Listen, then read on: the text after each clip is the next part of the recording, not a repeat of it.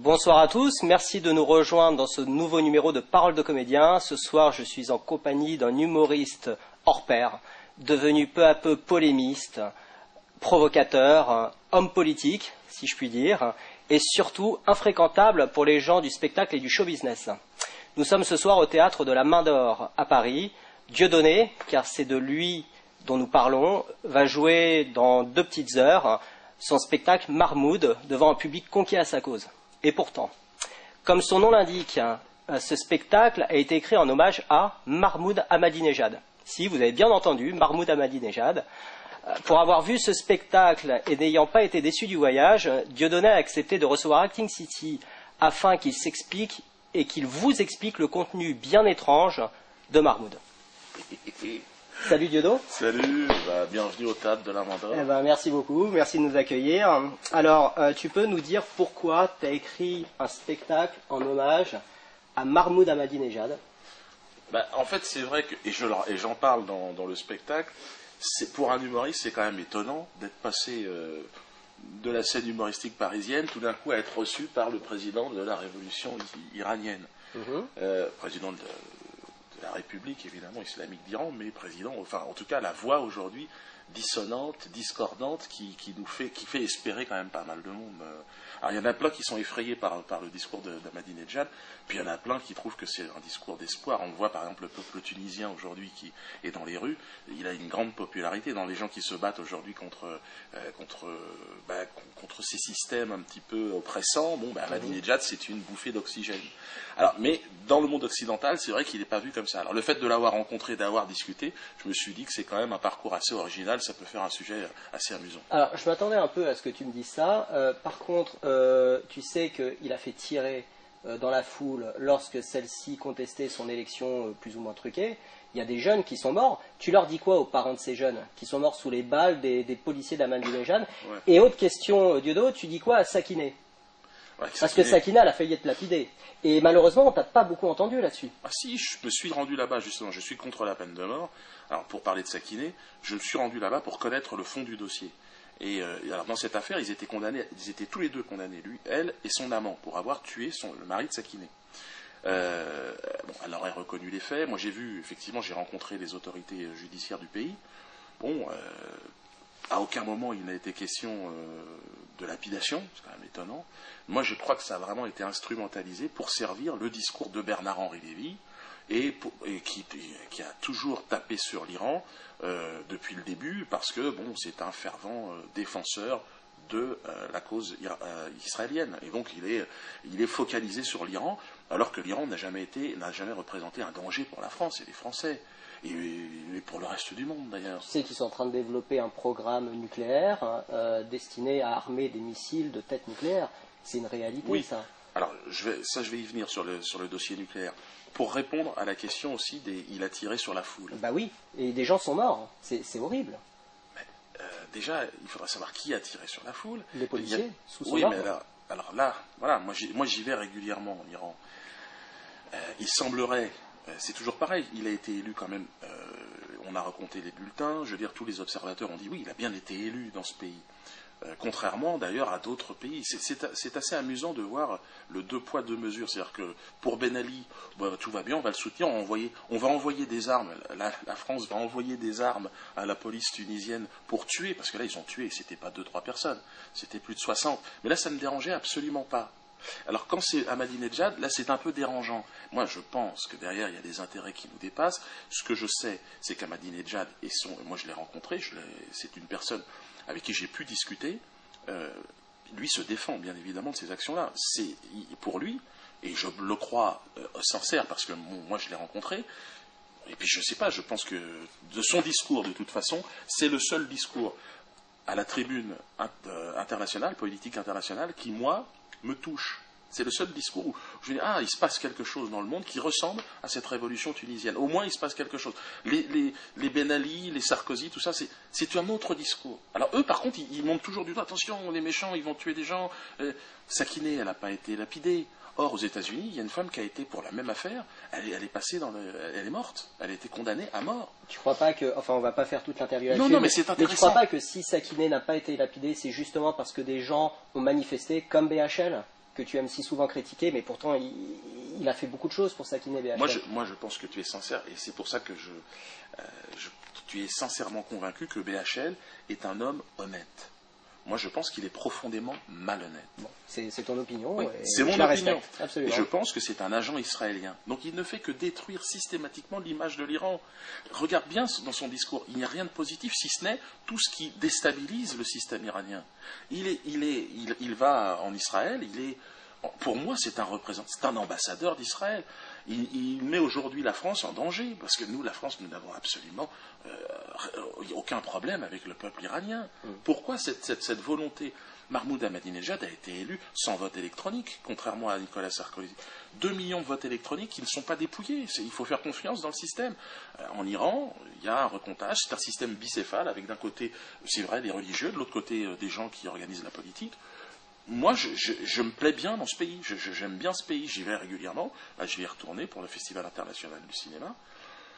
Il y a énormément de choses très positives. Et je pense qu'il vit une diabolisation, ce pays, parce qu'il est très riche. Il y a énormément de pétrole.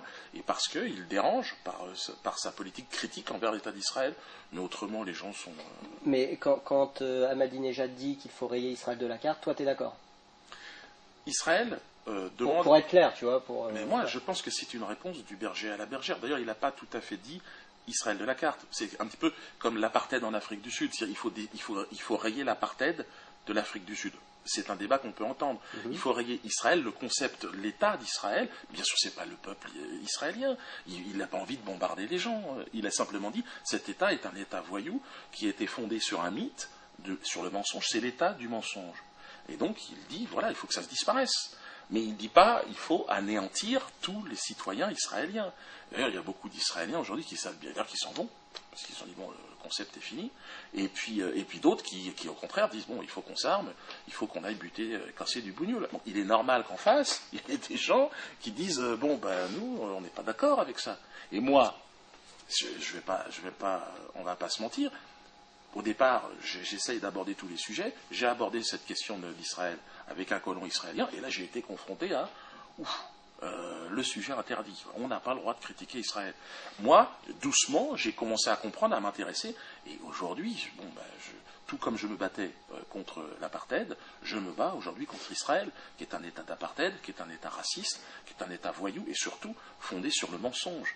Sur uniquement le mensonge. C'est comme ça que je vois les choses. Et c'est pour ça que je fais un spectacle sur Ahmadinejad, qui pour moi est porteur de l'espoir de la révolution des peuples, du peuple tunisien, du peuple de France. C'est une façon de voir les choses, même si je ne suis pas totalement d'accord avec toi. Je comprends.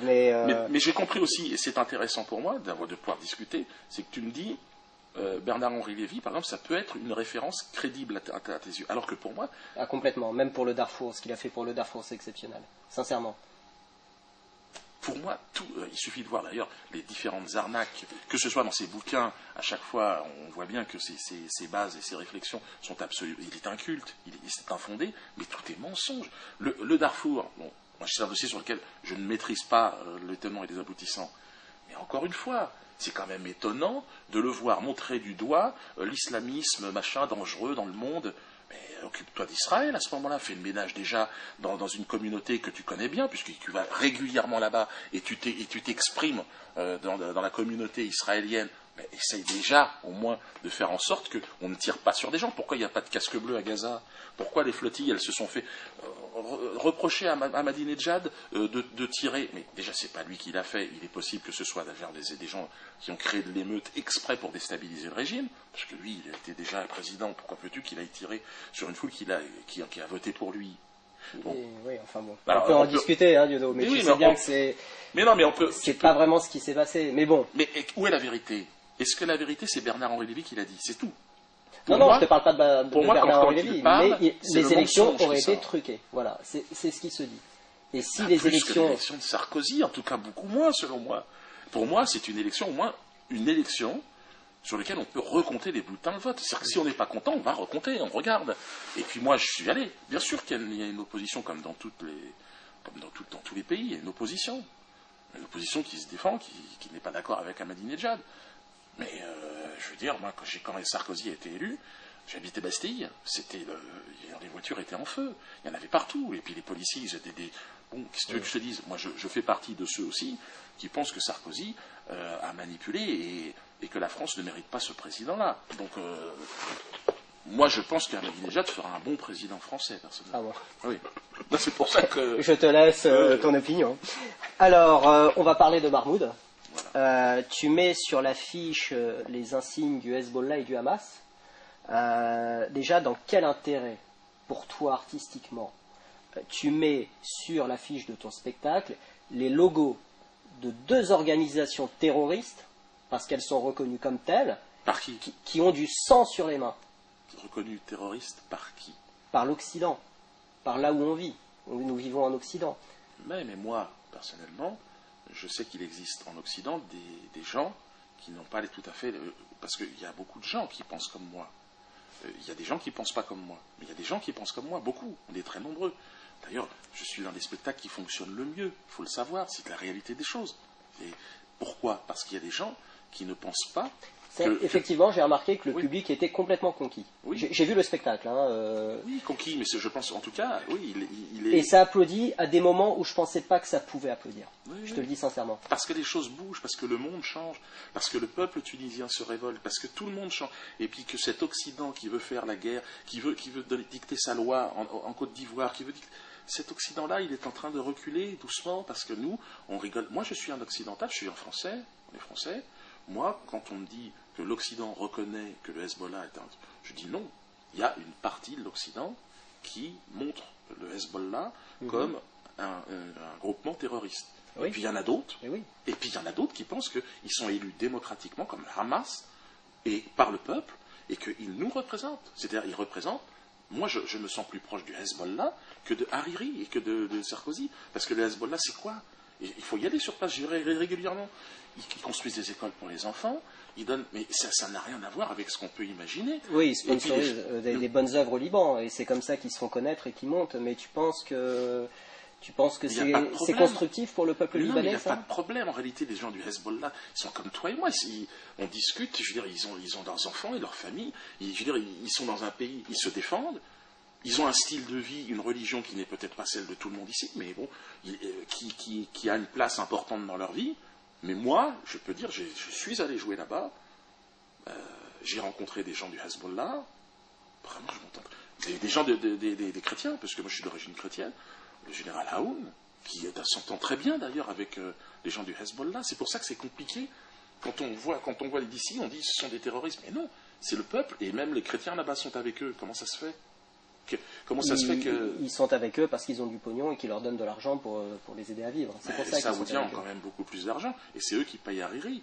C'est-à-dire que, je veux dire, tout le monde a de l'argent, c'est vrai, puisqu'il y a du pétrole un peu pas très loin, mais bon, moi je préfère quand même l'argent du Hezbollah que l'argent sale de l'Arabie Saoudite. Parce que l'Arabie Saoudite, c'est quand même le pays de la décadence, c'est quand même le pays des milliardaires. Il suffit de les voir arriver à Paris, ces gens-là. Qu'est-ce que c'est que cette famille royale qui est là avec... c'est carrément la monarchie, ils coupent les mains, là, personne ne dit rien. Alors que l'Arabie Saoudite est vraiment, je pense, peut-être après Israël, mais le pays où les droits de l'homme sont bafoués, mais de manière éhontée. Et là, ça ne dérange personne. Pas de casque bleu. Israël est une démocratie, tu ne peux pas dire que les droits de l'homme sont bafoués. C'est une démocratie. Alors pourquoi les casques bleus n'ont pas le droit d'aller défendre à Gaza le peuple qui est là, qui se fait bombarder? Pourquoi les casques bleus ne peuvent pas se mettre en rempart pour dire laissez ces enfants, non, ne les brûlez pas avec du phosphore blanc? Comment ça se fait que les casques bleus ne peuvent pas y aller? C'est la question que je pose. Pourquoi?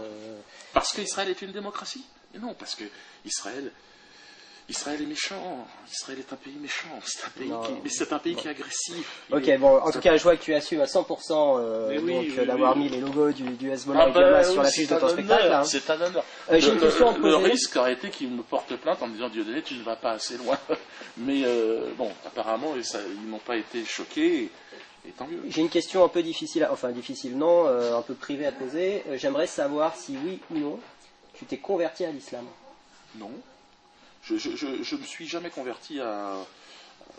Bon, tout laisse à penser que tu t'es converti à l'islam. Tu te laisses pousser la barbe. Il y a quelques rabbins qui ont la barbe aussi. Oui, c'est vrai, mais bon, tu vois ce que je veux dire. Non, la barbe, c'est... j'ai toujours eu le bouc. Là, je suis passé à la barbe. Bon, il y a un look. Bon, avec ce spectacle de Mahmoud, je trouvais que c'était un look qui était adéquat.